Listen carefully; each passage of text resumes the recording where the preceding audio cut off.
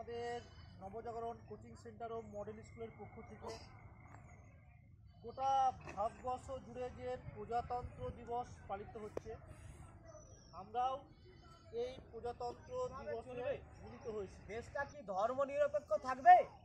দেশটা কি রাজারা চালাবে না প্রজারা চালাবে? এই নিয়ে হচ্ছে আমাদের প্রজাতন্ত্র দিবস বা সাধারণতন্ত্র দিবস। 1949 খ্রিস্টাব্দে সংবিধান রচনা করা হলেও 1950 খ্রিস্টাব্দের 26শে জানুয়ারি আজকের দিন থেকে আমাদের দেশের সংবিধান চালু হয়।